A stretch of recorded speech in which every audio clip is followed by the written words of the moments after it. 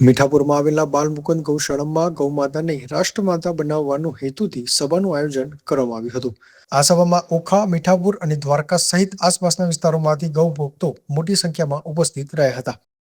સભામાં સાધ્વી બહુલા ગોપાલ સરસ્વતીજીએ ગૌમાતાને રાષ્ટ્રમાતા બનાવવાની જરૂરિયાત અંગે સંબોધન કર્યું હતું। કાર્યક્રમના અંતે સૌએ ગૌમાતાને રાષ્ટ્રમાતા બનાવવાનો સંકલ્પ લીધો હતો અને સભાનું વિસર્જન કરવામાં આવ્યું હતું। Bureau report Fatima Somaniya, Okha. મારા કુળદેવી, મારા ગુરુદેવ, મારા દ્વારિકાધીશને સાક્ષી માનીને હું હમ લઉં છું કે મારા દેશના બધા જ ભારતીય નસલના સંપૂર્ણ ગૌવંશને ઉચિત સન્માન પ્રાપ્ત થાય।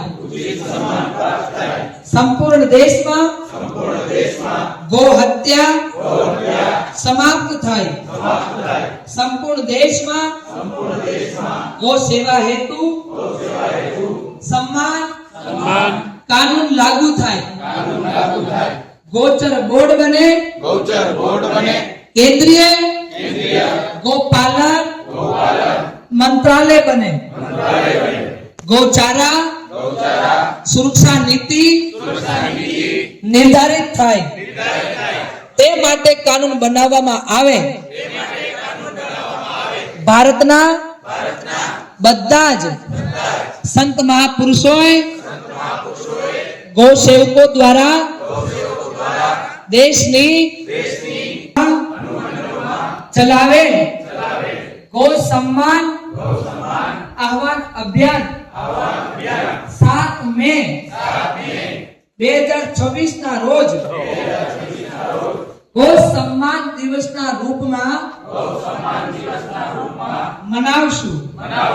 તે દિવસે પૂરા પરિવારની સાથે આપણા કામકાજ, નોકરી, વ્યાપાર આદિથી અડધો દિવસની રજા રાખીશ।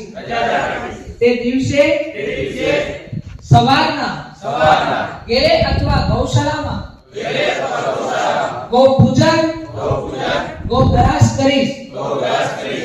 તે દિવસે ક્ષેત્રના લોકોને સાથે લઈને સવારના 10 વાગ્યા પોતાના બાળકોને કૃષ્ણ અને બલરામનું સ્વરૂપ બનાવીને ગૌવંશ ગૌવંશાને સાથે લઈને મામલતદાર તાલુકા અનુમંડળ કાર્યાલય બ્લોક ત્યાં ઉપસ્થિત સક્ષમ અધિકારીને માનનીય પ્રધાનમંત્રી જી, माननीय राष्ट्रपति महोदया,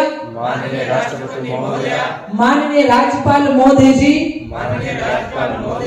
माननीय मुख्यमंत्री जी एमना नामे गौ सेवा, गौ रक्षा, गौ सम्मान माटे विनयपूर्वक प्रार्थना करीश। आ अभियान में प्रथम चरण में कार्य में सिद्धि ना मिले तो बीजो प्रार्थना पत्र जिला केंद्र कलेक्टर पासे अपावशु। एमना पछी कार्य की सिद्धि ना मिले राज्य की राजधानी में त्रीजो प्रार्थना पत्र अपावशु। एमना पछी कार्य की सिद्धि ना मिले तो देश की राजधानी में दरेक गामडानो एक सभ्य लईने दिल्ली पोगीश। ત્યાં 7 દિવસનો ધરણો આપીને ગાય માતા માટે પ્રધાનમંત્રી जी, રાષ્ટ્રપતિ મહોદયા जी ગૌ સેવાના નામે प्रार्थना करीश। आ अभियान જ્યાં લગી ચાલશે ત્યાં લગી તન મન ધનથી જોડાયેલો રહીશ। આ ઉપરથી જે કોઈ આદેશ આવશે એમને ફોલો કરીશ। 100 કામ હોય એમને એક બાજુ કરીને આ અભિયાનનું કામ સર્વપ્રથમ માનીને પૂર્ણ કરીશ. બોલો ગૌ માતા કી જય, ભારત માતા કી જય, નંદી બાબા કી જય, બાલ મુકુંદ ગોધામ કી જય. ખૂબ ખૂબ ધન્યવાદ આપ બધાનો. માતાજી, પહેલાં તમારું પરિચય આપશો અને તમારું અહીં આવવાનું તમારું મેન ઉદ્દેશ્ય શું એ કહેશો? મારું નામ સાધ્વી બહુલા ગોપાલ સરસ્વતી છે અને હું રાજસ્થાન પથમેડા ગોધામ મહાતીર્થ 1,57,000 ગાયોની જ્યાં સેવા થાય છે ત્યાંની હું ગૌ સેવા ગ્રુપથી જોડાયેલી છું. અને અમારો ઉદ્દેશ્ય એક જ છે, ગાય માતાની સેવા જેમ તેમ કરીને ગાય માતાને હાચવીને ગાય માતાની સુરક્ષા કરવી જરૂરી છે.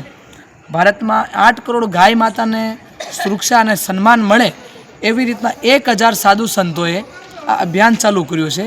અને આ અભિયાનના તેત હું આજે ઓખા મંડળમાં આવી છું અને આજે ગાય માતાને વસાડે બેસીને અમે 150 માણસોએ મળીને આજે એક આયોજન કર્યું હતું.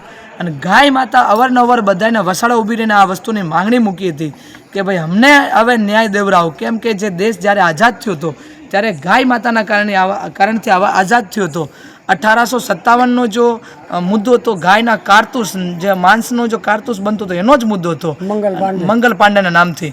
પણ હવે જો દેશ તો આઝાદ થઈ ગયો પણ ગાય માતા બરબાદ થઈ ગઈ. અને હવે ગાય માતા પોતે આજે અમારી સાથે, આજ ગાય માતા અમારી સાથે ઊભી રહીને એમ કહેવા માગે છે કે હવે મને આઝાદ કરાવી નાખો. એટલે આ ગાય માતા આજે આ પ્રાર્થના લઈને આવી છે અમારી પાસે, એટલે મારું આવવાનું આ એક કારણ હતું.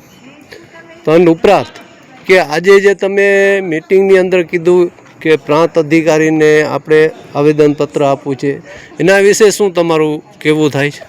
એમના વિશે અમે તો દરેક ભારતીય સંવિધાનના જે પ્રાંત અધિકારીઓ છે એમને મેં પ્રાર્થના એ જ કરી છે કે ભાઈ જે ગાય માતા અમારે સંસ્કૃતિની ધરોહર છે અને આજે ગાય માતા એક અબોલ જીવ છે અને એને તમે થોડીક ઉપર દયા કરીને તમે આ બધાય અમારા જે આવનાર પ્રાર્થના પત્રો છે એને સહેજ ભાવથી સ્વીકારીને અને અમને એ ભારતીય સંસ્કૃતિને જીવિત રાખવામાં તમે બધા મળીને અમને સપોર્ટ કરશો. ઓકે. જય હિન્દ, જય ભારત. જય હિન્દ, જય ભારત, જય ગૌ માતા.